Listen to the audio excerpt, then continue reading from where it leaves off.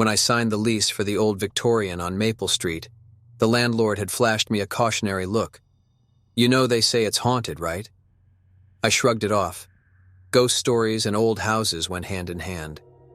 The first few nights were uneventful. The house creaked, sure, and the drafts were more like gusts, but nothing to warrant supernatural suspicions. One morning, while settling into the attic-turned-study, I heard it. Soft muttering. It was unintelligible, but unmistakably human. Assuming it was the neighbors or someone outside, I ignored it. But as the days passed, the voices grew louder, clearer. They seemed to emanate from the walls themselves. Whispers, mostly. Guttural chants. Sometimes soft crying. Unsettled, I'd lay awake at night, trying to convince myself it was just the wind or pipes. The night I truly believed was when I was reading in bed. A sharp rap jolted me from my book. 3 distinct knocks from the wardrobe across the room. I stared at it, frozen, heart pounding. Then it creaked open an inch. I jumped out of bed and ran to the hallway, slamming the bedroom door behind me. The next morning I brought it up with Mrs. Finch, the old widow next door. Her eyes darted nervously. The poltergeist," she said softly.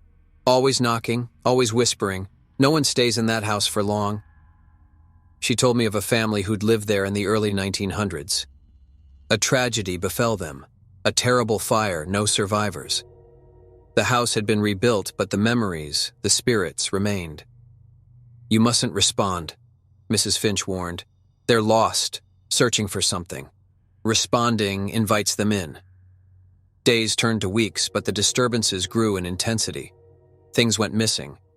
I'd find furniture moved, books thrown off shelves, cold spots in the middle of rooms, and always the whispering. Then one evening as I was preparing dinner, I felt a cold breath on my neck, and a voice, clearer than ever, whispered my name. I whipped around, heart racing. Nothing. I'd had enough. I decided to confront them. That night, as the whispers echoed, I shouted, "Leave me alone, what do you want?" Silence. Then a raspy voice replied, "Stay. Join us." The room temperature plummeted. The shadows seemed to dance. And then emerging from the walls were hazy apparitions.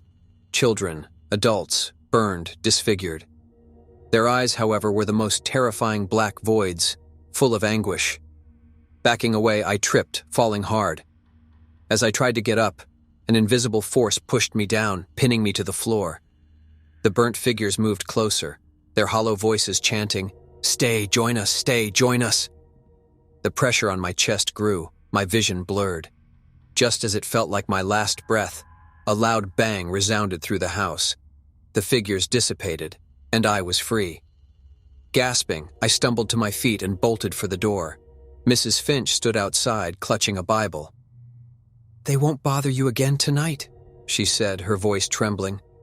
"But you must leave." I packed up the next day and never looked back. The house on Maple Street remained vacant for years, its windows always seeming to watch those who dared pass by. The whispers might have stopped for me, but they still beckoned to others from the gaps in the walls, waiting for the next resident, the next victim to invite them in.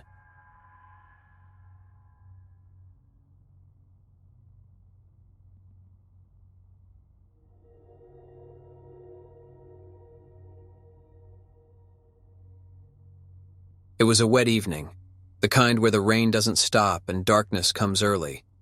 I'd moved to a small, forgotten town, hoping for solitude after a tumultuous year. The townsfolk had warned me about the rainy season, but I had dismissed it as mere superstition. I shouldn't have. My little house sat atop a hill overlooking the sleepy town. On this night, the raindrops played a relentless rhythm on my window panes, drowning out every other sound. All seemed normal until there came a knock on my door. A soft, hesitant knock. My heart skipped a beat. Swallowing the lump in my throat, I approached the door. Peering through the peephole, I saw a young girl, dressed in a white gown, drenched from head to toe. Her long, wet hair clung to her face, obscuring her features. "Who are you?" I called. She didn't reply. Another knock. "Can I help you?" I asked, a tremor in my voice. Without a word, she pointed towards the town below. I could barely make out the cemetery nestled amongst the misty trees. The rain made it difficult to see, but I was certain I saw a faint light weaving between the gravestones. Curiosity getting the better of my fear, I unlocked the door. It creaked open to reveal the girl in greater detail. Her eyes were milky white, devoid of pupils, staring intently at me. Before I could react, she whispered, "Help me!" Her voice was like the gentle hum of distant waves, but it sent chills down my spine. Without waiting for my reply, she began to walk towards the cemetery. I felt an inexplicable pull, an urge to follow. Armed with only an old lantern, I trailed her. The rain continued its incessant pitter-patter, but the world around me grew silent except for her soft footsteps on the wet grass. The path through the cemetery was winding, passing by tombstones weathered by time. She led me to a dilapidated mausoleum. The door was slightly ajar, and the light from my lantern revealed an open casket. The girl gestured toward the casket. "He's trying to take me." I glanced inside to see a man, pale with gray, gaunt features. His eyes snapped open, fixing a cold, predatory gaze on me. Panic surged through my veins, but before I could react, the girl stepped forward, placing herself between the man and me. Suddenly, a horde of spectral figures emerged from the surrounding graves. They circled the mausoleum, their ethereal hands reaching out towards the man in the casket. The girl began to hum a haunting lullaby, and as she did, the figures began to pull the man out of the casket, dragging him into the depths of the earth. The rain intensified, washing away the scene before me. When I looked again, the mausoleum was empty. The casket closed. The girl turned to me, her white eyes gleaming with gratitude. "He won't trouble me anymore," she said, her voice softer than before. With a gentle smile, she vanished, leaving me alone amidst the tombstones. I made my way back home, every shadow casting doubts on the reality of my experience. Morning couldn't come soon enough, and when it did, I headed to the town's library, hoping to shed some light on last night's events.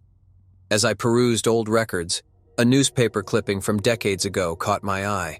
A black and white photograph depicted the same girl I'd met.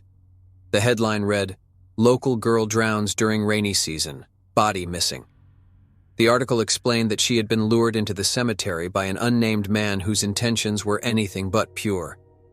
She had died, but her body was never found. Suddenly, it all made sense. The warnings about the rainy season weren't about floods or slippery roads. They were about her and the spirits of the cemetery. I still live in that small town, and every rainy season, when the nights are darkest and the rain is relentless, I think of that night and hope she found her peace. Still, I can't shake off the feeling that every time it rains, someone new will be drawn to the cemetery, and maybe, just maybe, I'll hear that soft, hesitant knock on my door again.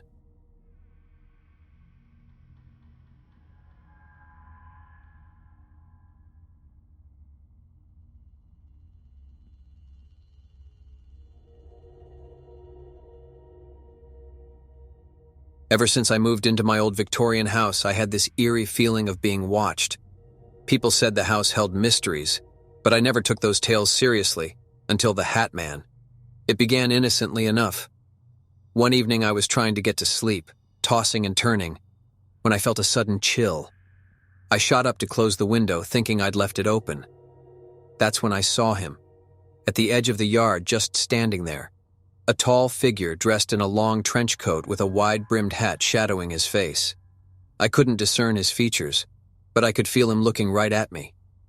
Thinking it was some kind of prank or maybe even a prowler, I called the police. By the time they arrived, the figure was gone. They said it was probably just a coincidence or perhaps my imagination. But as days turned into weeks, the Hat Man became a constant in my life. He never stepped onto my property, always staying at the edge, watching, waiting. I started to dread nightfall. Things got stranger. I'd wake up in the middle of the night to the faint silhouette of the Hat Man against my curtains, but every time I'd muster the courage to look directly at him, he would vanish. My friends tried to rationalize it, suggesting maybe I was stressed or had been reading too many horror stories. My doctor said it might be sleep paralysis. I wanted to believe them, but deep down I knew this wasn't just in my head. One night I decided to confront him. Armed with a flashlight and some old courage, I stormed outside. He was there waiting, but this time he didn't disappear. As I approached him, my flashlight beam fell onto his feet. They weren't touching the ground. He was hovering. Panic overtook me. I retreated into my house, locking every door and window, and curled up on my couch. I must have fallen asleep at some point, because I was awakened by the feeling of cold fingers grazing my shoulder. It was him, the Hat Man. He was in my house. Frozen in terror, I could only watch as he slowly drifted towards the other end of the room. The dim moonlight coming through the curtains showed that under his hat, where a face should be, was just a void, a darkness deeper than the night itself.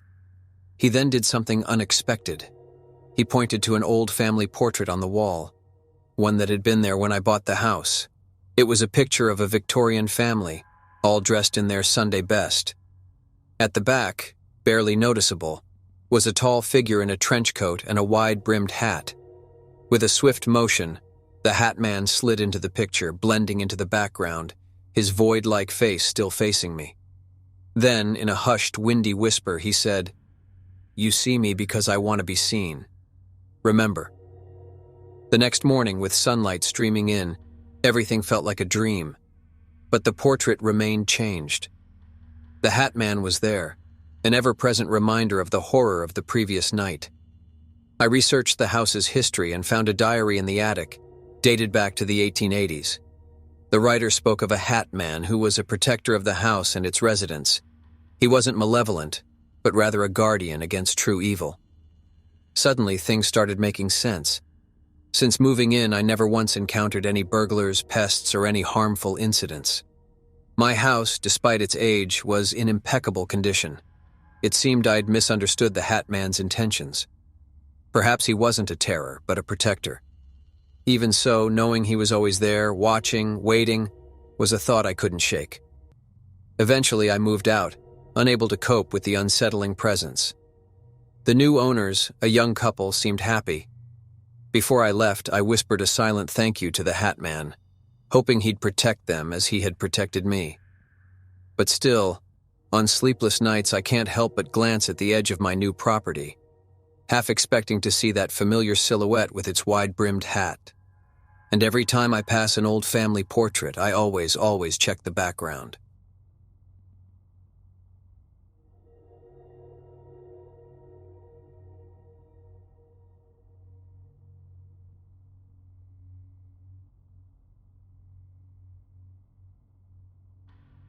I moved into the old house during a blistering winter.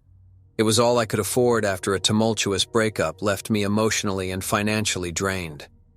Isolated, the nearest neighbor was a half-mile away. The first week was calm. Unpacking boxes and setting up furniture, the house came alive with my touch. Until that night. That first time I thought it was the howling wind or maybe an animal. Lying in bed, I heard soft whispering like multiple voices coming from outside my window. Pulling the covers tighter, I told myself it was my imagination. But every night thereafter, as soon as darkness blanketed the sky, the voices began their serenade. "Let us in," they murmured. "We've been waiting for you." Frightened, I'd scurry to the window and peer outside, expecting to catch a glimpse of mischievous teens or squatters trying to scare the new tenant. But there was never anyone, just a sea of snow glistening under the moonlight. I invested in thicker curtains, thinking perhaps it would muffle the sound. But every night, like clockwork, the voices returned. Each night louder, more insistent. Some nights they cried, others they pleaded, but they always whispered.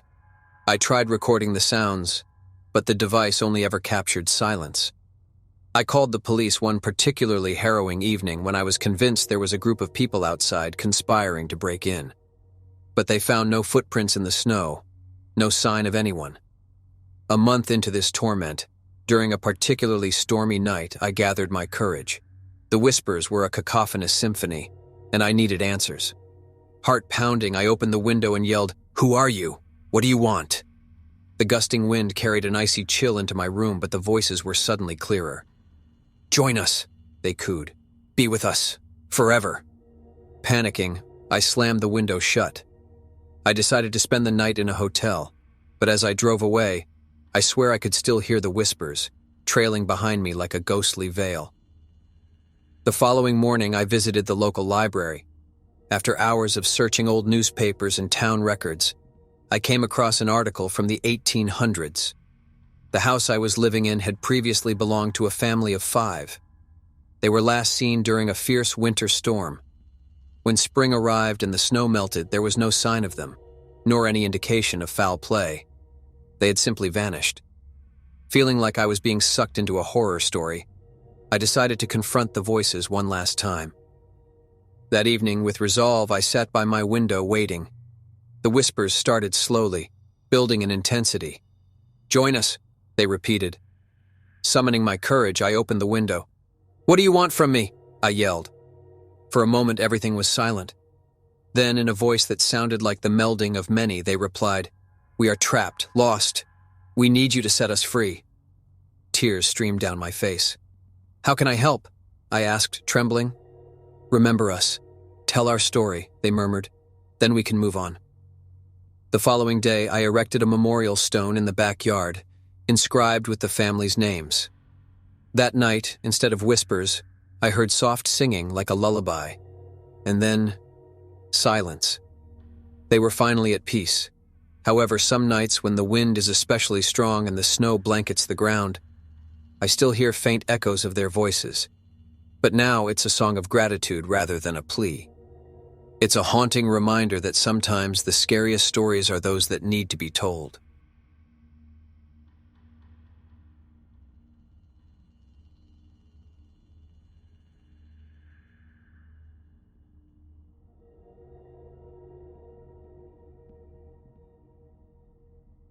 The sun was sinking, casting long shadows that danced across the sprawling fields.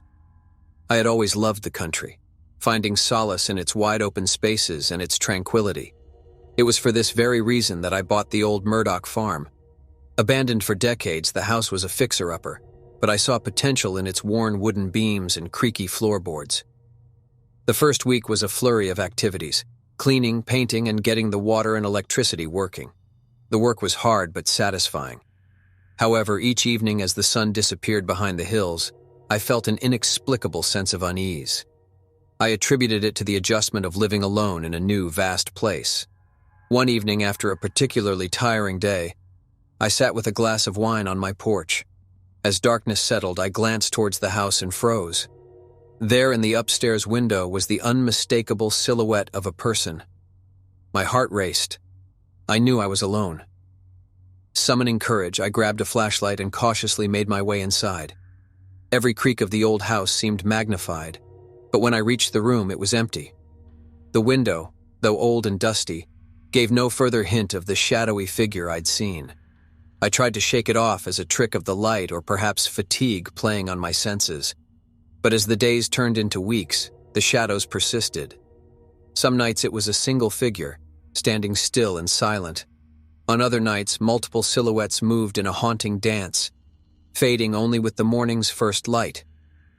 Desperate for answers, I began to research the history of the Murdoch farm. I discovered that the last owner, Old Man Murdoch, was rumored to have dabbled in dark rituals and had been ostracized by the community. Locals whispered about strange happenings around the farm, with many refusing to go near it after dark. One evening, as I delved deeper into old newspaper clippings, a story from 1923 caught my eye. It detailed a series of disappearances in the area, all happening within a 2-month span. The last person to go missing was a reporter who had been investigating the Murdoch farm. His notes, found scattered near the edge of the property, spoke of shadows that shouldn't be, and voices without sources. Suddenly, every light in the house went out. An icy chill ran down my spine. I fumbled for the flashlight, but before I could turn it on, I heard them, soft, whispering voices. They seemed to come from everywhere and nowhere, an eerie chorus that filled the room. "The land remembers," one voice murmured. "Bound to the soil," another whispered. Slowly, the flashlight beam pierced the darkness, revealing nothing amiss. But as I shone the light towards the windows, my blood ran cold. Pressed against each pane were countless shadowy figures, their outlines clear against the dim light outside, and they were all staring directly at me. I stumbled back, dropping the flashlight. In the ensuing darkness, the whispers grew louder, more insistent. "Join us," they beckoned. Driven by sheer terror, I bolted for the door. I could feel them behind me, their cold, intangible fingers reaching out. Bursting into the night, I ran without looking back, the haunting whispers fading as I put distance between myself and the house. I found refuge in a nearby town and over time shared my story with a few close friends. While many were skeptical, an old woman named Mrs. Caldwell listened intently. She revealed that she was the granddaughter of the missing reporter and had spent years trying to uncover the truth behind the Murdoch farm. Together we returned to the farm during daylight. In the basement, hidden beneath a loose floorboard, we found a journal. It belonged to Old Man Murdoch. The entries spoke of rituals to attain eternal life, of sacrifices made to the land and the shadows birthed from them. The last entry, dated just days before his mysterious disappearance, read, "The shadows grow restless. I fear I am no longer in control." We left the farm that day, vowing never to return. The house was later razed and the land was left untouched. But to this day, when darkness falls and shadows dance, I can't help but wonder if somewhere out there, the silhouettes of the Murdoch farm still watch and wait.